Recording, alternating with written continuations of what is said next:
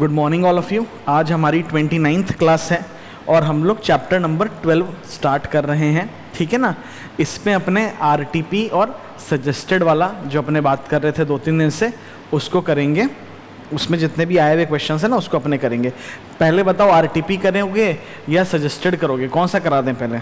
RTP भी Fairlie easy है और मैं बोलूँगा कि सजेस्टेड भी फेयरली इजी ही है, मतलब दोनों ही इजी है, कंट्रोल में रहेगा।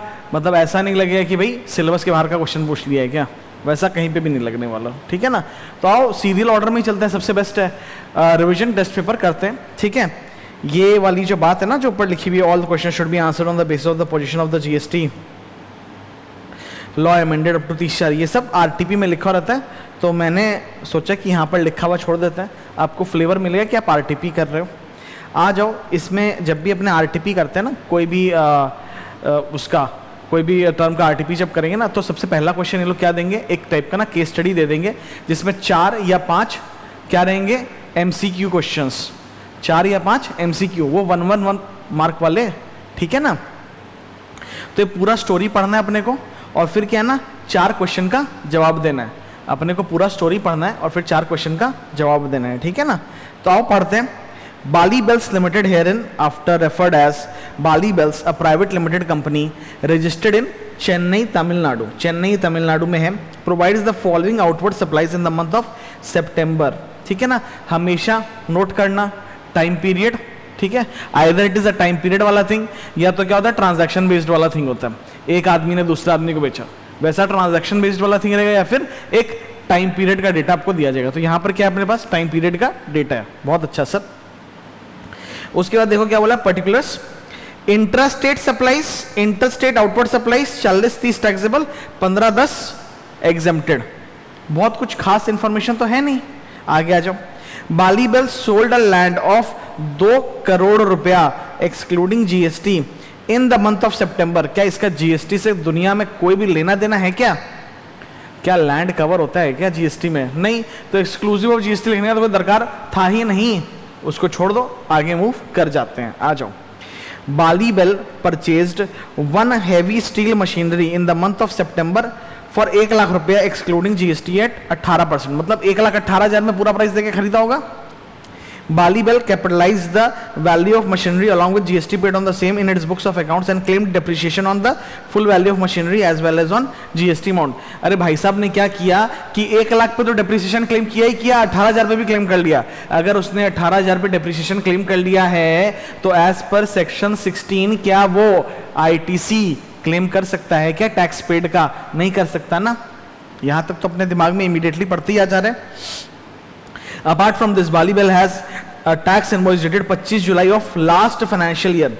देखो यहाँ पे कहीं पे ईयर मेंशन नहीं है, ठीक है ना, तो यहाँ बोल दिया last financial year with respect to an inward supply of 50,000 रुपया एक्सक्लूडिंग 18%, मतलब 50,000 पे 18%, I think it will come to 59,000।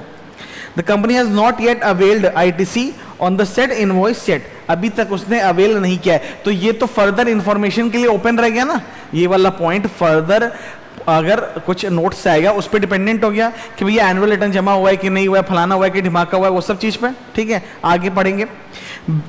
Bali Bell distributed some free sample of goods in the month of अक्टूबर to its customer to promote it sales. Block credit का बात याद आ रहा है?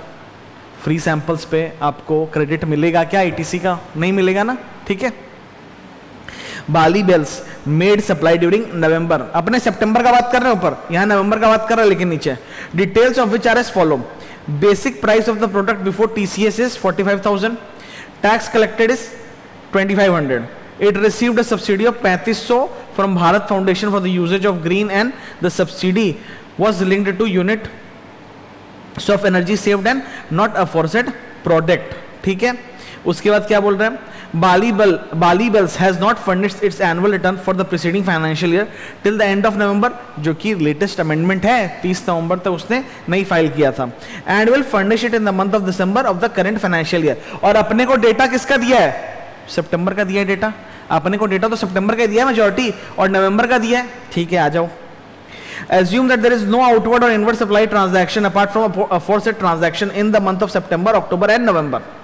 तो सितंबर का बात करनी है अपने, अक्टूबर का ही बात कर लिए, नवंबर का बात कर लिए। All the amounts given above are exclusive of taxes unless otherwise specified.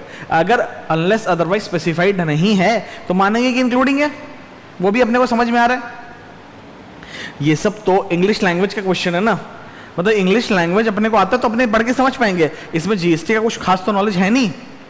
Based on the fact of the cases of the scenario given above, choose the most appropriate answer to question number 1 to 5 below. मैंने बोला ना 4 या 5 MCQ type question देते हैं। RTP का structure in लोग ने ऐसा बना के रखा है, ठीक है। तो पहला क्वेश्चन पढ़ते हैं, इजी सा होगा मेरे हिसाब से। Determine the aggregate turnover of Bali Bells for the month of सितंबर। तो सितंबर महीना का डेटा कहां पे दिया हुआ है रे, दिख गया क्या? तो अपने एग्रीगेट टर्नओवर जब निकालते हैं तो अपने एग्जेम्प्ट सप्लाईज को भी ऐड कर देते हैं क्या? सही बोल रहा हूं मैं? एक बात बताओ ना, 40 और 30 कितना होता है? 70 ना। 25 और 10 कितना होता है? सॉरी 15 और 10 कितना होता है? 25। तो 25 और 70 मेरे हिसाब से 95 हो गया। तो 95 should be the aggregate turnover, correct है ना जी? आगे आ जाओ। यहां सितंबर का डेटा पूछा है, अपने को अक्टूबर का इंफॉर्मेशन भी मिला है, नवंबर का भी बोला है, बट अपने को पूछा क्या गया है? सितंबर का। तो सितंबर का एग्रीगेट टर्नओवर है 95, ठीक है ना। आगे आ जाओ। Bali Bells want to avail ITC on GST paid on the heavy machinery purchased in सितंबर, which of the following statement is true in this regard. एक बात बताओ, जिस पे आप डेप्रिसिएशन ले लिए उस पे आप आईटीसी मिलेगा क्या आपको? तो आपको वो स्टेटमेंट ढूंढना है जिसमें आपको आईटीसी नहीं मिलेगा। No, it can not be availed, ठीक है ना। तो पहले तो देख लो, ठीक है, सारा क्वेश्चन, सारा ऑप्शन देखेंगे। ITC of the machinery can not be availed, ITC of the machinery shall be allowed, ITC of the machinery shall be allowed, paid of the machinery नहीं। सब सिर्फ एक ही ऐसा ऑप्शन है जिसमें कैन नॉट बी अवेल्ड लिखा है, तो वही वाला ऑप्शन होगा, can not be availed since depreciation has been claimed on GST paid on the machinery under income tax act 1961, ठीक है ना। आगे आ जाइए। Whether Bali Bells can avail ITC on the free samples of the goods distributed in the month of अक्टूबर। अक्टूबर में बोल रहा है भाई साहब कि फ्री सैंपल्स डिस्ट्रीब्यूट किया गया था। अब फ्री सैंपल्स डिस्ट्रीब्यूट किया गया तो उस पर आईटीसी तो आप थोड़ा ना ले सकते हो, आप आईटीसी उस पर थोड़ा ना ले सकते हो, वो तो ब्लॉक्ड है, आईटीसी उस पर ब्लॉक्ड है। तो वो वाला ऑप्शन सिलेक्ट करेंगे जिसमें लिखा हुआ भैया आईटीसी ब्लॉक्ड है। आ जाओ, लिखा हुआ है no, ITC on free sample is blocked under section 17 of GST act. बाकी वाला देखो वो नहीं है, क्योंकि आंसर ये है, ठीक है। नो तो 3 जगह पर है, नो तो 3 जगह पर है देखो, बट आंसर ये होगा ना क्योंकि ब्लॉक्ड है, ठीक है। आ जाओ आगे। Bali Bells can claim ITC on the input received in जुलाई of the preceding financial year up to 30th नवंबर। यही तो अमेंडमेंट है जी आईटीसी चैप्टर का, ठीक है ना, of the current financial year. तो 30 नवंबर इज आंसर। उसके बाद compute the value of supply under section 15 of CGST act made by Bali Bells in the month of November. Assuming कि 3,500 का सब्सिडी माइनस नहीं किया हुआ है, answer will be 45,000। TCS is not a tax which is required to be added. अपने कहां पढ़े हैं? वैल्यू ऑफ सप्लाई चैप्टर में पढ़ लिए हैं ना, ठीक है ना। यहां तो मेरे हिसाब से अगर ऐसा क्वेश्चन देता है तो 5 मार्क्स तो इमीडिएटली जेब में आ गया, सही है ना। आगे आ जाओ। आई थिंक ये क्वेश्चन बहुत अच्छी तरह से क्लियर हो गया। क्वेश्चन नंबर 6 में प्रोसीड कर रहे हैं अपने। Question 6, chill limited Delhi, a registered supplier manufacturing machinery has made a taxable supply of machinery during the month of March. Time period वाला बात है। It furnished the following details of each such machinery supplied. ठीक है, आगे जाके बोल दिया कि भैया ऐसा 10 मशीनरी बेचा होगा, ऐसा 5 मशीनरी बेचा होगा, हो सकता है बोला जाएगा कि भैया एक ही मशीनरी बेचा है, कोई दिक्कत नहीं अपने को। List price of the machinery exclusive of taxes 10 lakh रुपया, बहुत ही सही है। Subsidy receive from CG for supply of machinery to government school 2,10,000 रुपया, exclusively related to supply of machinery included to serial number 1, ठीक है। Subsidy received from an NGO for supply of machinery to an old age home exclusively related to supply of goods including serial number 1 2 lakh रुपया, ठीक है। Tax levied by municipal authority add हो जाएगा, packing charges add हो जाएगा, ठीक है। अपने को डाउट यहां पर है कि भैया ये माइनस हुआ है क्या, माइनस हुआ है तभी तो ऐड करेंगे, माइनस नहीं हुआ तो ऐड थोड़ा ना करेंगे, ठीक है ना। आगे आ जाओ। The list price of the machineries after considering the 2 subsidies. अरे भैया दोनों ही माइनस कर दिया गया है, ये भी माइनस है, ये भी माइनस है, तो ये वाला माइनस को प्लस करिए, ये वाला तो लेजिटिमेट ही है, इसको छोड़ दीजिए, इसको छोड़ दीजिए, ठीक है ना। उसके बाद however the other charges taxes fees are charged to the customer over and above the listed price, मतलब ये सारा ऐड करने का है अपने को.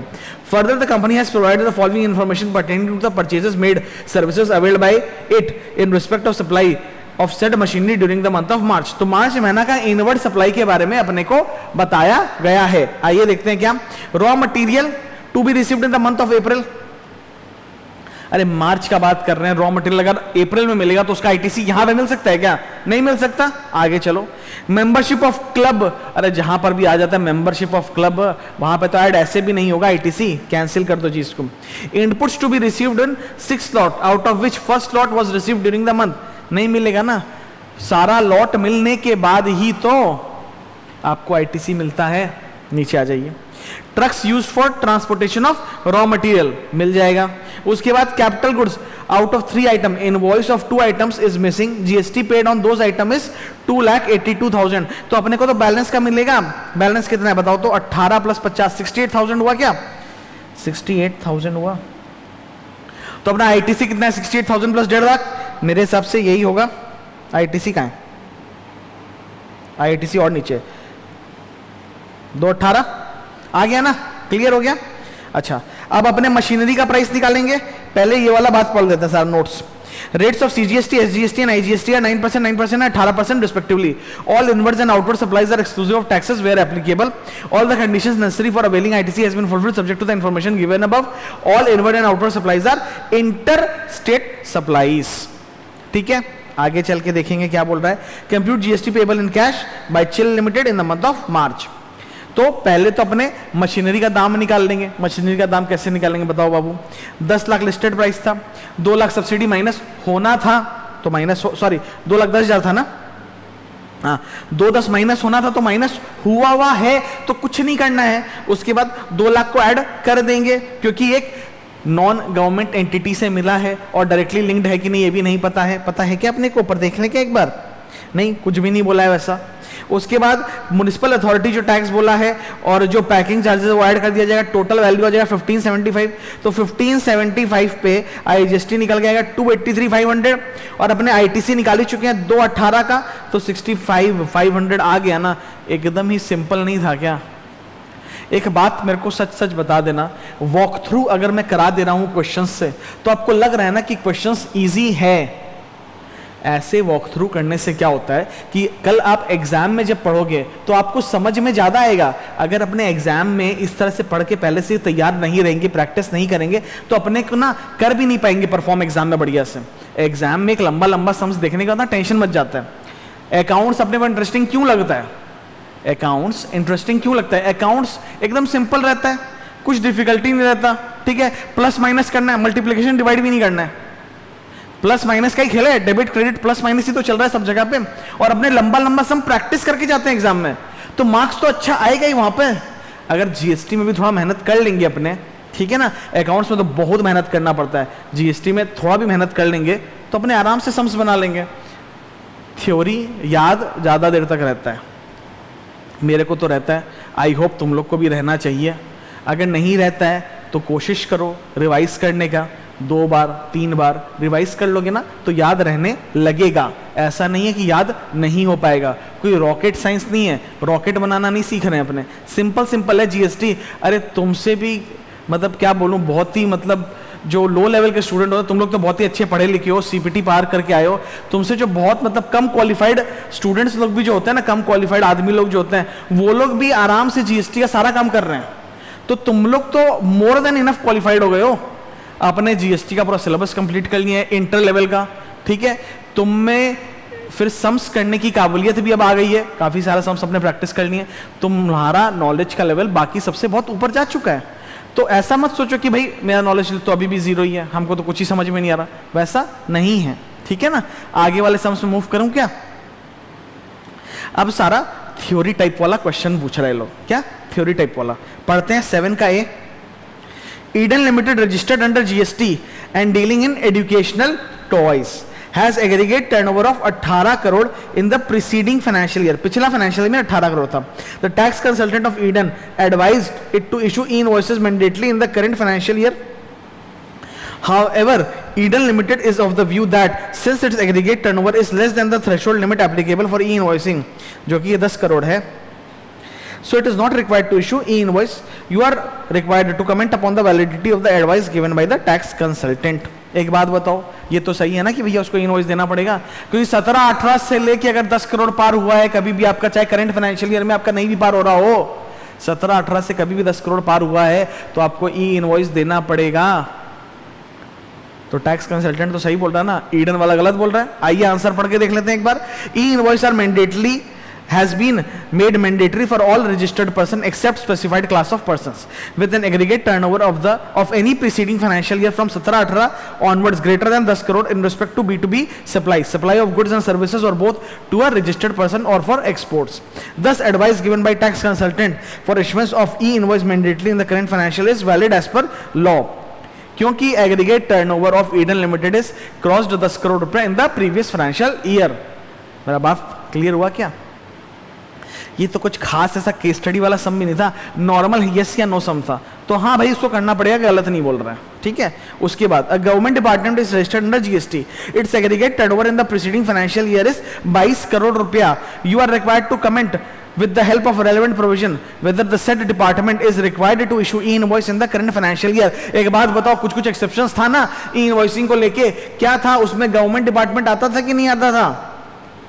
गवर्नमेंट डिपार्टमेंट तो आता था ना बाबू, तो इसको जरूरी नहीं है करने का, इसको रिक्वायरमेंट नहीं है करने का। पहले तो आप एक्सेप्शंस बताइए, ठीक है ना, फिर आप लिखो further the above tax payer is excepted from mandatory requirement of invoices are required to provided declaration on the tax invoice stating that though their aggregate turnover exceeds the notified aggregate turnover for e-invoicing they are not required to prepare invoices।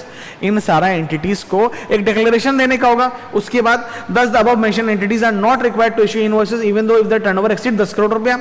तो यहां पर in the given case government company is not required to issue invoices in the current financial year even if the aggregate turnover exceeds 10 crore रुपया।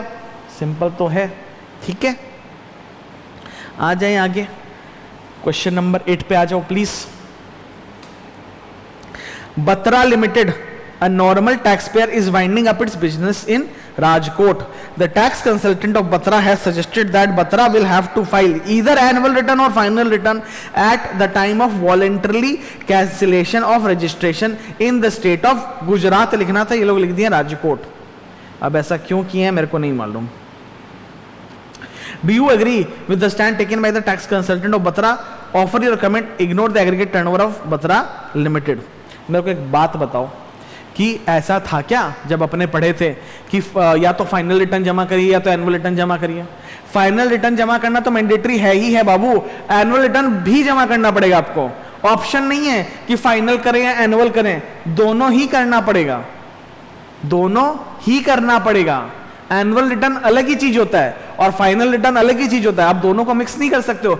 Final return का मतलब ये नहीं कि वो एनुअल रिटर्न है और एनुअल रिटर्न का ये मतलब नहीं कि वो फाइनल रिटर्न है। मेरा बात समझ में आ रहा है? दोनों में जो डेटा आपसे मांगा गया है, एसएससी से जो डेटा मतलब मिल रहा है डिपार्टमेंट को, वो अलग ही तरह का डेटा है, ठीक है।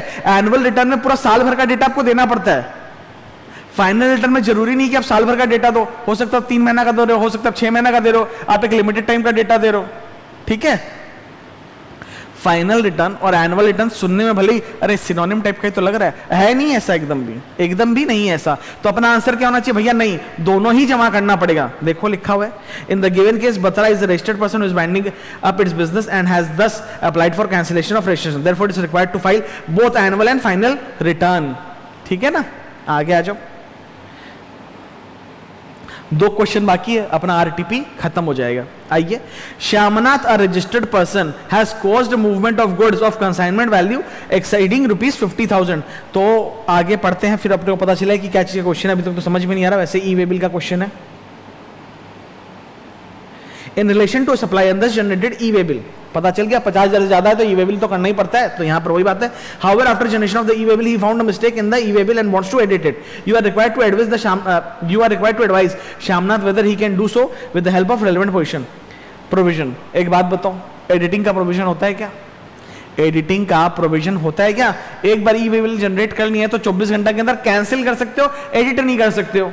कैंसिल कर दिया, वापस से फ्रेश वे बिल इश्यू कर दिया, कैंसिल कर दिया 24 घंटे के अंदर, फ्रेश इशू कर दिया, ये प्रोविजन तो है।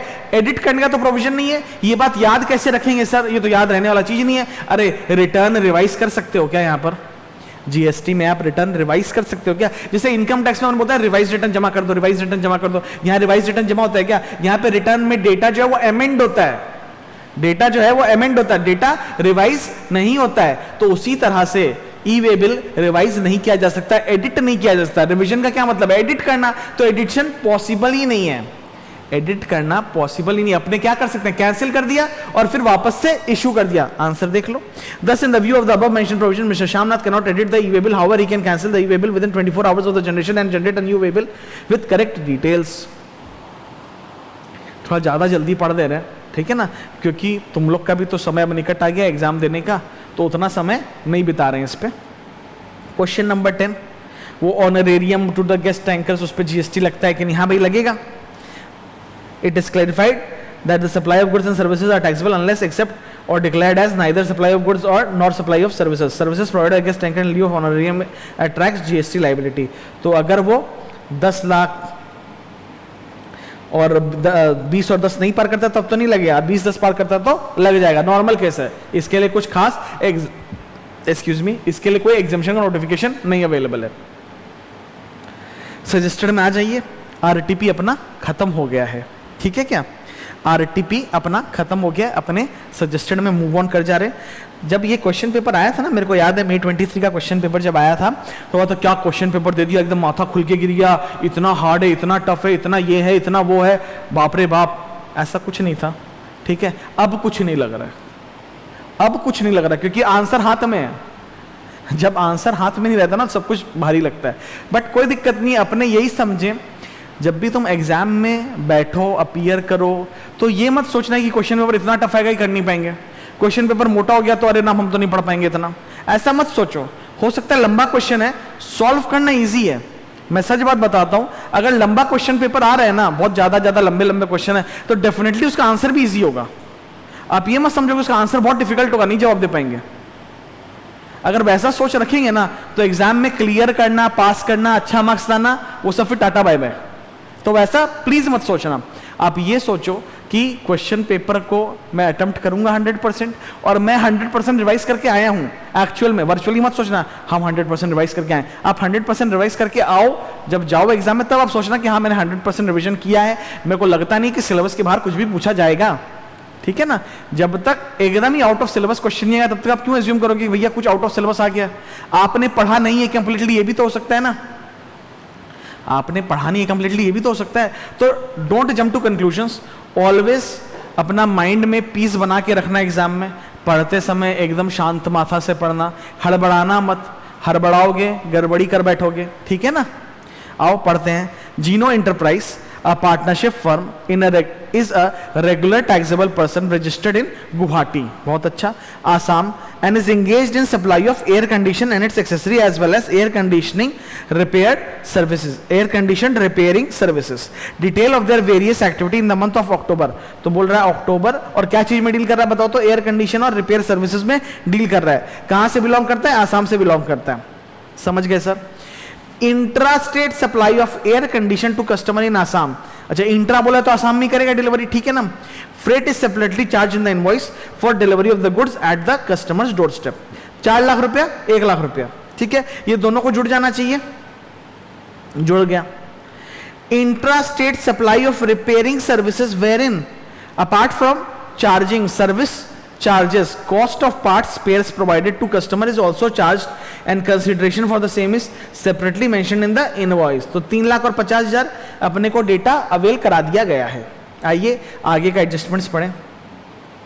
In order to enhance the sales and to clear the stock of old models of air conditioner, Gino Enterprises made combo offers to customer wherein if the customer purchases an air conditioner along with stabilizer, the same is offered at a combo price of 20,000 as against the original price of 30,000, air conditioner 22,000, stabilizer 8,000 if these are purchased separately. अगर separately purchase होगा तो 30,000 लगेगा। तो last moment में company बोला कि जा हम सबको ना एक बेनिफिट ऑफर करते हैं जिससे कि वो लोग ज्यादा खरीद लेगा, तो उन लोग का क्लोजिंग स्टॉक जो कम होता चला जाएगा ना, उसलिए। During October 2022, Zeno had made inter state supply of 10 number of such combo product, मतलब 2 लाख का सामान बेचा है, 2 लाख का सामान बेचा है। आइए आगे बढ़ते हैं। Purchased business class air ticket of intra state travel from Guwahati airport Assam to Dibrugarh airport in Assam for its executive employees relating to business of the concern. Basic air fare was 40,000 रुपया and airline charges was 2.5% GST और SGST on the basic freight, in the case the same is applicable. अपने को काफी सारा information मिल गया है, ठीक है ना। आगे और पढ़ते हैं। पहले सपोज करो अगर ऐसा हुआ कि बहुत सारा इंफॉर्मेशन छूट जा रहा है, नहीं समझ में आ रहा है, गहरा सांस लेना, माथा को शांत करना, वापस से पढ़ना, समझ में आ जाएगा, ठीक है। इंग्लिश लैंग्वेज का इश्यू है, ठीक है। समझ में नहीं आया, कवर्ड नहीं है, ऐसा इश्यू नहीं रहेगा, प्लीज नोट दैट। सम्स पढ़ के मेरे को ऐसा लग रहा है कि कभी ऐसा सम्स किए हैं जिसमें एयर कंडीशनर और स्टेबलाइजर का बात किया हुआ है, ठीक है ना। All the figures mentioned above are exclusive of taxes. In respect of the few of the invoices related to FY 2021-22 involving ITC of CGST 20,000, SGST 20,000, IGST 80,000 was not taken earlier. Gino Enterprise wants to avail the credit in respect of such invoices in the current month. पिछले साल में कुछ ITC था जो avail नहीं किया हुआ है, इस महीना में लेना चाहता है, कोई दिक्कत नहीं है। The rates of GST applicable on various supplies are as follow. Air conditioner उसका पार्ट वाट एक्सेसरी का 6% है, सर्विस का 9% है, स्टेबलाइजर का 9 है, फ्रेट का 6 और 12 है, 9 18, वैसे 6 12, ठीक है। Calculate the amount of minimum CGST, SGST and IGST tax payable in cash by Zeno enterprise in the month of October. अपने को पहले ही चेक कर लो, हमेशा अक्टूबर बोला है, यहां पर भी अक्टूबर बोला है। Working notes legal provision should form part of your answer, ठीक है। सबसे पहले ITC देख लें क्या? सबसे पहले मेरे को लगता है एक बार ITC देख लेते हैं। ITC में क्या बात है? ITC में 2 ही बात है, कुछ खास बात नहीं। 40,000 पे ITC मिलेगा कि नहीं, और एक ये वाला ITC मिलेगा कि नहीं। तो एज्यूम करते हैं कि भाई अक्टूबर में खड़ा है और एनुअल रिटर्न नहीं जमा दिया। एनुअल रिटर्न जमा देने का डेट या फिर 30 नवंबर था ना, 30 नवंबर, और date of filing of the annual return whichever is earlier. तो मानो कि अभी तक एनुअल रिटर्न नहीं जमा दिया, बात खत्म, ठीक है। तो अपने ITC कैलकुलेट करते हैं। नीचे आ जाओ, देखो purchase of business class air ticket for travel from Assam. तो मेरे को एक बात बताना, प्लीज कैलकुलेटर निकालना। 40,000 रुपया इंटू 2.5%, 1,000 रुपया आ गया ना यहाँ पे, ठीक है। उसके बाद जो क्रेडिट आपको नहीं लिए थे आप पहले, वो आपको अभी लेना है और अज्यूम करना है कि भैया एनुअल रिटर्न नहीं जमा किया है और 30 नवंबर के पहले तो ले ही सकते थे, तो ले रहे हैं। 20,000, 20,000, 80,000, 21,000, 21,000, 80,000, यहां तक तो मेरे हिसाब से कोई डाउट होना ही नहीं चाहिए। अपने एजम्पशन ले चुके हैं कि भैया एनुअल रिटर्न नहीं जमा हुआ है, एनुअल रिटर्न नहीं जमा हुआ है, ठीक है ना। अब आते हैं कि भाई अपने टैक्स कैलकुलेट करें। तो 2 इंट्रा स्टेट सप्लाई के बारे में बात किया, तो 2 इंट्रा स्टेट सप्लाई के बारे में बात किया था। क्या था कि भाई 5 लाख का इंट्रा स्टेट सप्लाई है, फ्रेट चार्जेस डायरेक्टली ऐड हो जाना चाहिए यहां पर। तो देखो क्या लिखा हुआ है, 5 लाख पे GST निकालना है, 30,000 आ गया। हम लोग भी कर लें क्या एक बार, 5 लाख इंटू 0.06, 30,000, ठीक है। उसके बाद देखो क्या बोल रहा है कि भाई वो वेरियस कंपोनेंट जो सर्विसेज का था और स्पेयर पार्ट्स, तो इसको ना कंपोजिट सप्लाई की तरह भी ले सकते हैं, लेकिन सजेस्टेड आंसर में इसको कंपोजिट सप्लाई की तरह नहीं लिए हैं, एक नोट डाल दिए हैं, ठीक है। इसको अलग अलग रेट पे अपने किए हैं, नहीं तो एक रेट पे करते तो क्या करते, एक रेट पे करते तो हाईयर रेट वाला पे लेके कर देते, ठीक है ना। तो आओ देखते हैं क्या लिखा हुआ है। ऊपर वाला पहले पढ़ दूं क्या?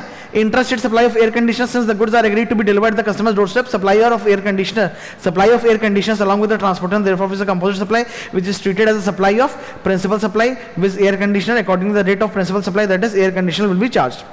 उसके बाद वाला interested supply of repairing charges, repairing services, interested supply of parts and services, parts and spheres, sorry 50,000 और 3 लाख पे सर्विस वाला अमाउंट और 50,000 पे स्पेयर वाला रेट अपने लगा देंगे। क्या लिखा है? Since parts and spares and repair services are not naturally bundled, they are taxable separately at applicable rates. इसको कंपोजिट सप्लाई भी मान सकते थे। ऊपर वाला को तो क्या माने हैं, ऊपर वाला को क्या माने, ऊपर वाला सॉरी कंपोजिट, इसको मिक्स्ड कर सकते थे, मान सकते थे, बट नहीं मान रहे हैं यहाँ पे, ठीक है ना।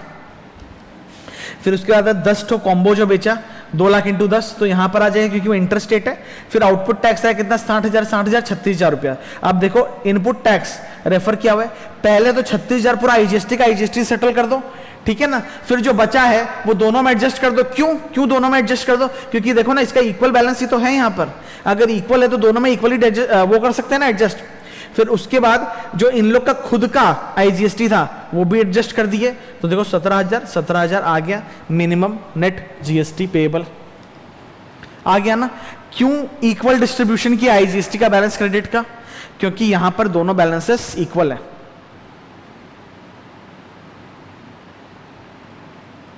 ठीक है ना। अब आगे एक बार पढ़ लो। Based on the view taken in circular 47/21/2018 GST dated 8/6/2018, however it is possible to consider the supply of repairing services along with part as a composite supply। Mixed मत मानिए, कॉम्पोजिट माना जा सकता है, ठीक है ना। मिक्स्ड तो है ही नहीं क्योंकि दोनों एक दूसरे पे डिपेंडेंट टाइप का है। अगर मेरे मुंह से मिक्स्ड निकल गया था अभी थोड़ा देर पहले तो उसको इग्नोर कर देना, ठीक है ना। तो अपने इसको क्या बोलेंगे? Composite supply. मान भी सकते हैं, नहीं मानेंगे तो भी कर सकते हैं। इंस्टीट्यूट बोला है कि यहां पर मत मानो और नीचे नोट दे दो, बहुत अच्छा बात है। It has been logically assumed that annual return for FY 21-22 has not yet been furnished. मान लिया गया, नोट दे दिया गया, बोला भाई लॉजिकली मान रहे हैं, तुम लिख देना कि भाई हम इलॉजिकली मान रहे हैं, उसमें तो खास अपने को फर्क है नहीं, मजाक कर रहा था। आ जाओ आगे। Jayesh, a registered supplier of Mumbai, received the following amount in respect of various activity undertaken by him during the month of October 22, ठीक है ना। Commission received as a recovery agent from NBFC 80,000 रुपया। मेरे को ऐसा लग रहा है कि ये RCM है, मतलब NBFC RCM में टैक्स जमा देगा। आगे देख लेते हैं आंसर में। एक्शनेबल क्लेम क्या था बताओ? शेड्यूल 3 से ही बाहर है। Amount received from ABC limited for performance of classical dance in one program 174,500। तो ऐसा कुछ 1.5 लाख का याद आ रहा है मेरे को। अगर 1.5 लाख के नीचे तो एग्जेम्प्टेड, 1.5 लाख के ऊपर है तो पूरा के पूरा पे टैक्सेबल मान लिया जाएगा, ठीक है। फिर आओ नीचे पढ़ते हैं। Business asset old computers given to friend free of cost, the market value of all the computer is 51,000 रुपया। अपने को आईटीसी रिवर्सल करना पड़ेगा ना, नहीं तो सेल मानना पड़ेगा। ऐसा तो कुछ पढ़े थे ना अपने। नीचे पढ़ो क्या लिखा हुआ है। No input tax credit has been availed on such computer when used for business. अरे क्लियर ही कर दिया स्कोप। अगर आईटीसी नहीं अवेल किए तो बेचो, किसी को फर्क नहीं पड़ता, ये सप्लाई नहीं माना जाएगा। साइड करो इसको। उसके बाद consideration received for 1 month rent from a registered person from renting of residential dwelling for use of residence, ठीक है। तो इसमें भी मेरे को ऐसा लग रहा है अभी एक बार के लिए कि आरसीएम होना चाहिए, बट अपने आगे पढ़ते हैं, देखते हैं क्या लिखा हुआ है। इनवर्ड सप्लाई या इनपुट सर्विसेज के बारे में लिखा हुआ है। जीटीए का सर्विसेज अवेल किया गया था 15,200 रुपए का। Each individual consignment is single carriage was less than of 1450 रुपया, ठीक है। All the amounts stated above is in both the tables are exclusive of GST wherever applicable. Aggregate turnover in the previous year is 42 lakh rupees. You are required to compute gross value of supplies on which GST has to be paid by Jayesh for the month of October 22। 6 mark का question है। मेरे को बात बताओ, अपने मोटा मोटी तो डिस्कस कर ही चुके हैं कि पहला वाला लग रहा है कि आरसीएम है, दूसरा वाला है शेड्यूल 3 का आइटम, यहाँ पे 174 पूरा ही आ जाएगा, ठीक है ना, इस पे कोई चार्ज नहीं होगा और ये शायद आरसीएम में चला जाएगा। आइए देख लेते हैं एक बार क्या। Commission received as a recovery agent from NBFC company, reverse charge, okay. Actionable claim schedule 3, okay. Amount received from ABC, बोलता है क्लासिकल डांस के लिए, तो यहां पर ना इसको ना 500 कर दो please. Taxable since consideration of classical dance performance exceed 1.5 lakh रुपया, मैंने बताया आपको। Business asset given free of cost, जिसपे आपने आईटीसी नहीं लिया था, no charge. Rent from registered individual person, यहां पर भी आरसीएम आ जाता है, देख लो, ठीक है। उसके बाद सर्विसेज फ्रॉम अनरजिस्टर्ड जीटीए 15,100 रुपया, जिसपे अपने जोड़ जाड़ देंगे तो 189,600 आ जाएगा। ये वाला चीज को रेक्टिफाई कर लेना प्लीज, 500 कर लेना इसको, ठीक है ना। इसका नोट्स पढ़ें क्या।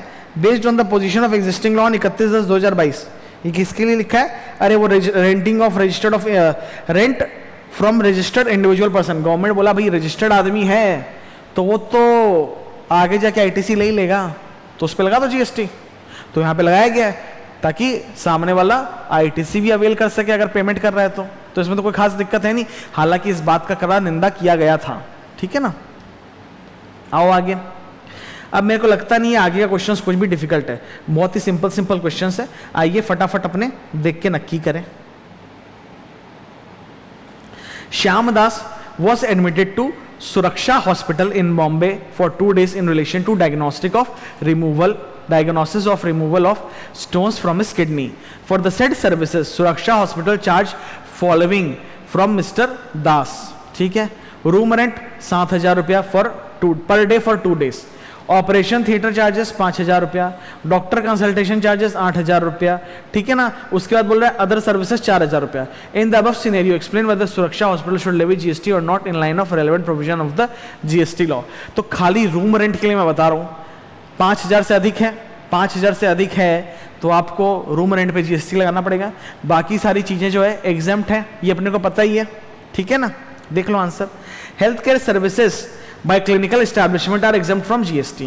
However, services provided by clinical establishment by way of providing having room charges exceeding 5,000 per day to a person receiving healthcare services are not exempt. तो 14,000 पे GST लगाया जाएगा, बाकी सारी सर्विसेज पे GST नहीं लगाया जाएगा। आ जाओ आगे। Manik provides the following information regarding his tax and other liabilities under GST law as per electronic liability register. तो बोलता है मई का लाइबिलिटी कितना है 30,000 रुपया, टैक्स ड्यू फॉर जून कितना है 35,000 रुपया, नोटिस जो आया है उसका कितना है 48,000 रुपया। Manik wants to clear the liability of demand notice under section 73 first. जो चोरी करने की वजह से आपको नोटिस आता है 73 के अंदर, उसका पहले ही भुगतान करना चाहता है ये आदमी, आप कर सकते हैं क्या? ऐसा नहीं, आप पहले रिटर्न्स का लाइबिलिटी को फिनिश ऑफ करोगे, फिर आप पेनल्टी का लाइबिलिटीज को फिनिश ऑफ करोगे। डिमांड का लाइबिलिटी को आप बाद में लास्ट में फिनिश पे ऑफ करते हो। सबसे पहले आपको जो मंथ्स का ड्यू है और जो करंट मंथ का ड्यू है उसको पेमेंट करना है। तो मई महीने का भी ड्यू है, जून महीने का भी ड्यू है, तो मई का पहले पे करिए, फिर जून का पे करिए, फिर आप पे करिए किसका? डिमांड नोटिस का। ठीक है ना, ये बात तो पढ़ चुके हैं बहुत ही अच्छी तरह से। ठीक है, आंसर में आपको यही मिलेगा, पहले 30,000, 35,000 और 48,000।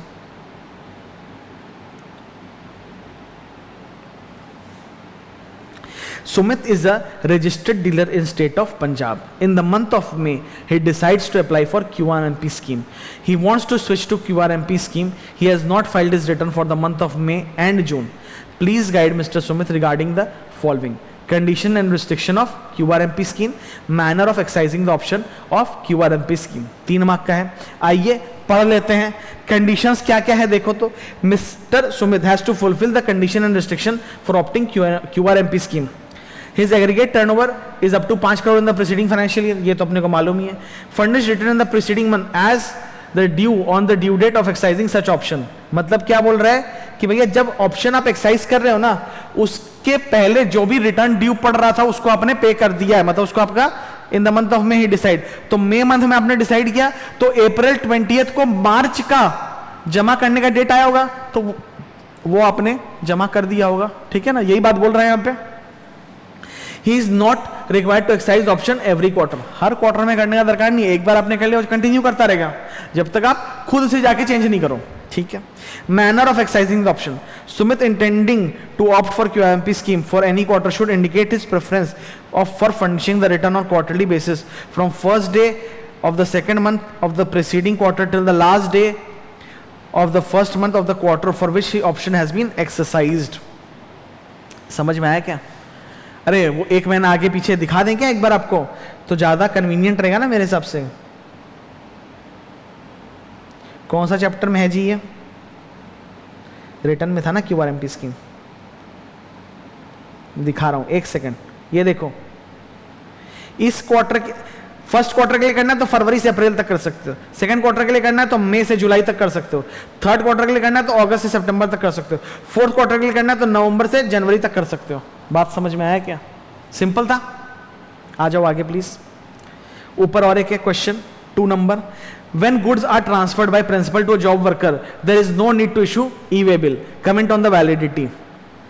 भैया ई-वे बिल तो इशू करने का रिक्वायरमेंट है जी, ई वे बिल तो इशू करने का रिक्वायरमेंट है, सप्लाई नहीं बनेगा वो अलग कहानी है, सप्लाई नहीं बनेगा वो अलग कहानी है, ई वे बिल तो इशू होगा, ऐसा अपने पढ़े हैं, वही बात लिखा हुआ है यहाँ पे, ठीक है ना। ये बेसिकली थ्योरी है, आप देख सकते हैं। आगे आ जाओ please. What who are not eligible to opt for composition scheme for goods under GST law, अपने को पता है यहां पर ये पूरा एक थ्योरी क्वेश्चन है।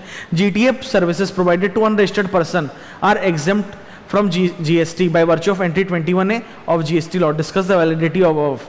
कंप्लीटली ट्रू तो है नहीं, क्योंकि ये वाला जब को देगा इन लोग को जब देगा तब थोड़ी ना एग्जेम्प्ट रहेगा, तब तो टैक्स लगेगा, आरसीएम में लगेगा, ठीक है ना। उसके बाद और एक क्वेश्चन है, शेड्यूल 3 के अंदर जितना भी 8 पॉइंट लिखा हुआ है उसके बारे में आपको बयान करना है, कुछ 5 पॉइंट लिस्ट कर दीजिए। 8 ही दिया हुआ ना, नहीं 8 से ज्यादा है, 11 पॉइंट्स दिया हुआ है यहाँ पे अपने को, ठीक है ना। तो इसमें से कोई भी 5 पॉइंट आप लिस्ट कर सकते हो। रूल 86 भी अपने पढ़े थे, कहां पढ़े थे वो भी दिखा दूं क्या, मैनर ऑफ पेमेंट में पढ़े, ये रहा रूल 86 से, ठीक है ना। ये वाला, ये भी नहीं, सॉरी ये भी नहीं, ये भी नहीं, ये भी नहीं, ये भी नहीं, इनवॉइस भी नहीं है, सप्लाई भी नहीं हुआ, सप्लायर भी एग्जिस्ट नहीं करा, रिसिपिएंट भी एग्जिस्ट नहीं करा।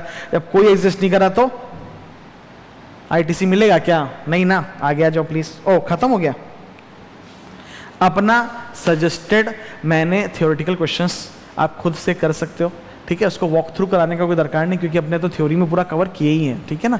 ऐसा कोई भी क्वेश्चन नहीं मिलेगा आपको जो थ्योरी में कवर्ड नहीं है, एकदम rarity and rarity of a chance can happen जहाँ पे क्वेश्चन कवर्ड नहीं हो मैटर में, ठीक है। अभी अपने लास्ट टर्म वाला किए, आरटीपी किए इस टर्म के लिए, उसमें दोनों में आप देख लो कोई भी ऐसा क्वेश्चन नहीं है जो सिलेबस के बाहर था या अपना मैट के बाहर है, ठीक है ना। जनरली आरटीपी में ऐसा रहता है ना कि ये क्वेश्चन तो भैया बाहर हो गया सिलेबस के या अपने मैट में कवर्ड नहीं है, बट वैसा बिल्कुल भी नहीं है, ठीक है।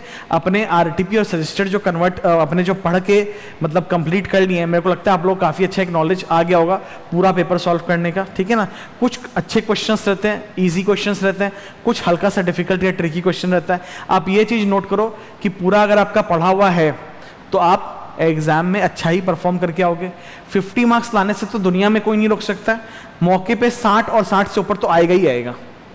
50 लाने से तो दुनिया में कोई नहीं रोक सकता अगर 100% प्रिपरेशन है और 100% पेपर अटेम्प्ट करके आए हो तो, ठीक है। और 60 आना है, 60 अगर मार्क्स आना है अपना, तो वो तो आराम से आ ही सकता है अगर थोड़ा सा अच्छा से प्रिपेयर किया हुआ है तो, कोई उसमें बहुत मेहनत का दरकार नहीं होता है, ठीक है ना। अब अपने नेक्स्ट चैप्टर में मूव ऑन करेंगे, ठीक है।